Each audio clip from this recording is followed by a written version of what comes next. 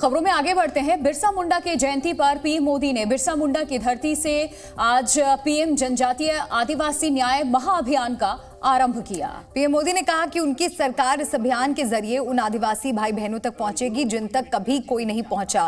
PM Modi ने कहा कि उनकी सरकार ने उन्हें वरीयता देना शुरू किया जो वंचित थे, जिन्हें सबसे दूर समझा जाता था। पीएम ने विकसित भारत के लिए अपने अनुभवों के आधार पर अमृत मंत्र साझा किया और कहा कि विकसित भारत के 4 अमृत स्तंभ हैं। पहला स्तंभ भारत की नारी शक्ति, दूसरा अन्नदाता, तीसरा भारत के नौजवान और हमारी युवा शक्ति, चौथा भारत का मध्यम वर्ग, भारत के गरीब। तो ये तस्वीरें आप दो देख रहे हैं। बिरसा मुंडा को पीएम का नमन, आदिवासी कल्याण का संकल्प प्रधानमंत्री ने एक बार फिर दोहराया। 24,000 के प्रोजेक्ट की शुरुआत की। तो पीएम मोदी ने झारखंड के खूंटी में आदिवासी कल्याण के लिए 24,000 करोड़ रुपए की परियोजनाओं का ऐलान किया। आज भाई दूज भी है, उन्होंने इस त्योहार को याद किया और झारखंड की बहनों से एक वादा भी किया। आज भाई दूज का पवित्र पर्व है। देश की सभी बहनों को उनका ये भाई गारंटी देता है कि बहनों के विकास में आने वाली हर रुकावट को ये आपका भाई ऐसे ही दूर करता रहेगा। आपका भाई आपकी मुसीबतों की मुक्ति के लिए जी जान से जुटा रहेगा। नारी शक्ति का अमृत स्तंभ विकसित भारत के निर्माण में अहम भूमिका निभाएगा। विकसित भारत के 4 अमृत स्तंभ मैं आपको बताना चाहता हूं। ये 4 अमृत स्तंभ है क्या? पहला अमृत स्तंभ भारत की हमारी महिलाएं, हमारी माताएं बहनें, हमारी नारी शक्ति। दूसरा अमृत स्तंभ है भारत के किसान भाई बहन और किसानी से जुड़े हुए जो कारोबार है, चाहे पशुपालक हो, चाहे मछली पालक हो, ये सारे हमारे अन्नदाता। तीसरा अमृत स्तंभ भारत के नौजवान, हमारे देश की युवा शक्ति, जो आने वाले 25 साल में देश को नई ऊंचाई पर पहुंचाने वाली सबसे बड़ी शक्ति है। और चौथा अमृत स्तंभ भारत का मध्यम वर्ग, नियो मिडिल क्लास और भारत के मेरे गरीब भाई बहन।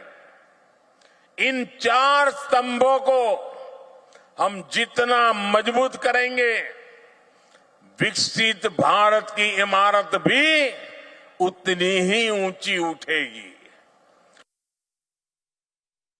सरकारों का रवैया भी ऐसा था कि वो खुद को जनता का माई बाप समझती थी।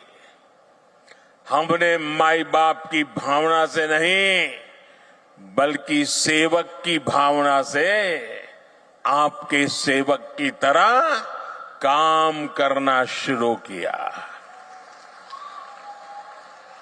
जो वंचित थे, हमने उन्हें वरीयता देना शुरू किया।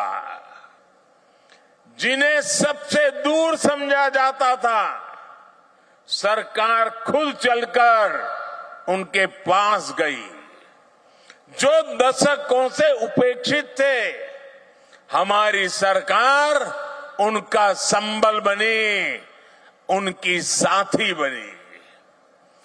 ब्यूरोक्रेसी वही थी, लोग वही थे, फाइलें भी वही थे, कानून नियम भी वही थे, लेकिन सोच बदली। और सोच बदली तो परिणाम भी बदल गए। आमतौर पर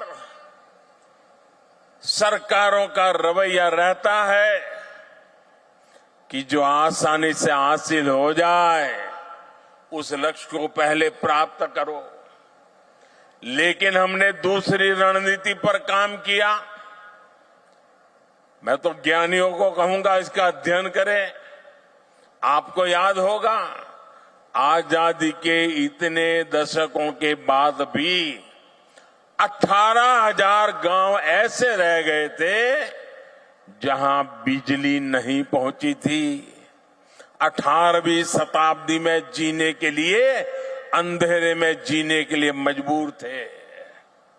उन्हें अंधेरे में जीने के लिए छोड़ दिया गया था, क्योंकि वहां बिजली पहुंचाने के लिए कई तरह की मुश्किलों का सामना कठिन था, मैं मानता हूं, लेकिन कठिन था तभी तो करना होता है। मक्खन पे लकीर तो हर कोई करता है, अरे पत्थर पर भी तो लकीर करनी चाहिए। और मैंने लाल किले से वादा किया था देश को कि मैं 1000 दिन में 18,000 गांवों तक बिजली पहुंचाने का कठिन संकल्प मैंने सार्वजनिक रूप से लिया था। और आज मुझे सर झुका करके कहना है कि ये आपके सेवक ने उस काम को समय पर पूरा कर दिया।